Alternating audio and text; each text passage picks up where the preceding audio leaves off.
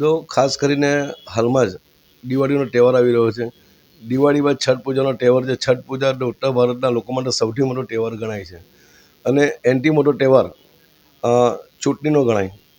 એક બાજુ સરકાર મતદાન ફરજિયાત કરવાની વાતો કરતી હોય, બીજી બાજુ યુપી અને બિહાર જવા માટે ખૂબ જ ઓછી ટ્રેનો હોય છે અને ખાસ કરીને બિહાર જવા માટે એકમાત્ર ટ્રેન છે અવધ એક્સપ્રેસ, જે પણ 365 દિવસ ફૂલ જતી હોય છે. ત્યારે સરકારે દિવાળી અને તહેવારને ધ્યાનમાં લઈને બિહાર માટે અમુક ટ્રેનો ચાલુ કરેલી હતી, પણ એ ટ્રેનો બી રિગ્રેટ થઈ ગઈ છે. જે લોકો ટિકિટ બુક કરાવી છે એ ટ્રેનો પણ કેન્સલ થઈ છે.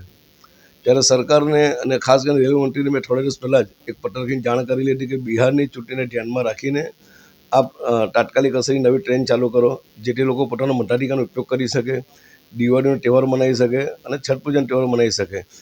પણ મને એવું લાગે છે કે જે રીતે રાહુલ ગાંધી દેશમાં વોટ ચોર ગદ્દી છોડનો નારો લઈને નીકળ્યા છે, એટલે ભાજપને પોતાની હાર દેખાઈ રહી છે. ત્યારે પોતાની સત્તાનો દુરુપયોગ કરીને બિહાર જતી ટ્રેનો જે નવી ચાલુ કરવાની માંગ છે એ પ્રત્યે સરકાર ઉદાસીન રહીને કોઈ ટ્રેન નવી ચાલુ કરવાની વિચારમાં નથી. એટલે આ બાબતે મારી સરકાર પાસે માંગણી પણ છે અને આ ગુજરાતનો જે વિકાસ છે એમાં મોટે ભાગે યુપી બિહારના લોકોનો ખૂબ જ મોટો સીફવાળો છે. એટલે ધ્યાનમાં રાખીને દિવાળી, છઠ પૂજાને ખાસ કરીને ચૂંટણીને ધ્યાનમાં રાખીને બિહાર માટે નવી ટ્રેન સરકારે ચાલુ કરવી જોઈએ. એ સરકાર પાસે મારી આપણી ચેનલ માધ્યમથી માંગણી છે.